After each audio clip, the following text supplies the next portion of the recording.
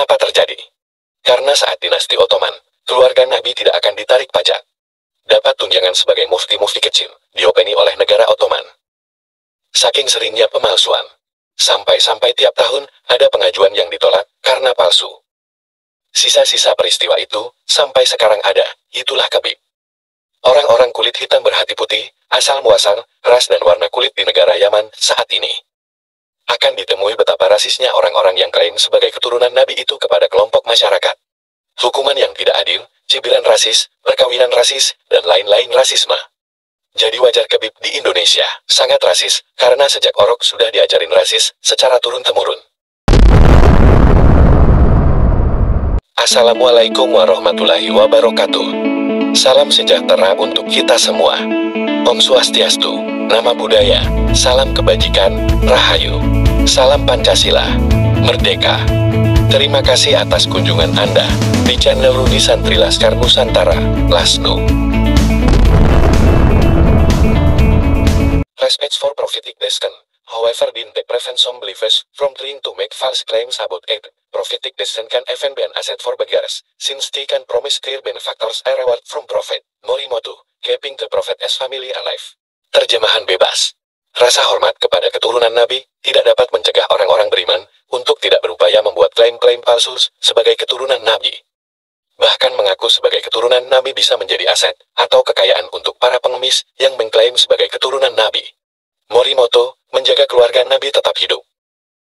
Saya gak sengaja nemu PDF yang bisa di-download gratis, judulnya Genealogy and Knowledge in Muslim Societies. Understanding the Past. Ilmu silsilah dan pengetahuan masyarakat Muslim memahami masa lalu.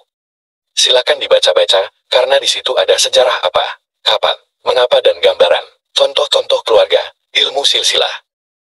Membaca ini, kita tambah tahu betapa tidak berharganya klaim Khabib. Karena dangkal dan rapuh dari sisi ilmiah manapun. Kalau pusing dengan literatur bul, diterjemahkan aja di Google.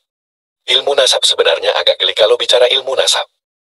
Patut ada ilmu silsilah genealogi berberamai saat dinasti Abbasiyah. Gunanya, untuk pendataan administrasi, agar keluarga Nabi tidak memperoleh harta rampasan perang, infak, zakat dan menjadi contoh yang baik di masyarakat. Pada dinasti Ottoman di Turki, terjadi pemalsuan besar-besaran. Bahkan di hampir semua gubernuran mereka Mesir, Yaman, Oman, Saudi, Hijaz, Syam, Maroko, Turki sendiri, dan lain-lain. Kenapa terjadi? Karena saat dinasti Ottoman, keluarga Nabi tidak akan ditarik pajak. Dapat tunjangan sebagai mufti-mufti kecil, diopeni oleh negara Ottoman. Saking seringnya pemalsuan, sampai-sampai tiap tahun ada pengajuan yang ditolak karena palsu. Sisa-sisa peristiwa itu, sampai sekarang ada, itulah Khabib. Ingat, masa kejayaan dinasti Ottoman antara 1500 awal sampai dengan 1600-an Masehi. Itu dekat dengan abad 9 Hijriyah. Di mana baru muncul buku-buku silsilah Khabib. Bukan kebetulan saja, tapi peristiwa administrasi keturunan Nabi yang motifnya kuasa dan materi di zaman kejayaan Ottoman. Kalau mau iseng, baca-baca jurnal judulnya Black People, White Hearts, Origin, Race and Color in Contemporary Yemen. Orang-orang kulit hitam berhati putih, asal muasal, ras dan warna kulit di negara Yaman saat ini. Akan ditemui betapa rasisnya orang-orang yang klaim sebagai keturunan Nabi itu kepada kelompok masyarakat. Hukuman yang tidak adil, cibiran rasis, perkawinan rasis, dan lain-lain rasisme. Jadi wajar Khabib di Indonesia sangat rasis, karena sejak orok sudah diajarin rasis secara turun-temurun. Berarti udah betul. Sekarang saatnya pembalasan untuk menghujat, menghinakan, dan mengucilkan mereka. Biar hapus dan hilang semua peran, dan hapus pula semua perlakuan istimewa ke mereka. Iya betul sekali. Mereka sudah cacat pola asuh, cacat otak, cacat pikiran dan akhirnya cacat mental. Cuman ada dua solusinya.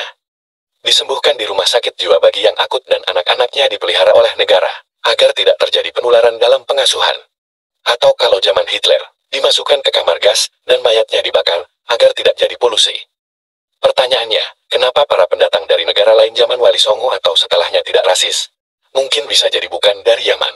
Kalaupun ada yang dari Yaman, pasti bukan jenis yang dari Tarim.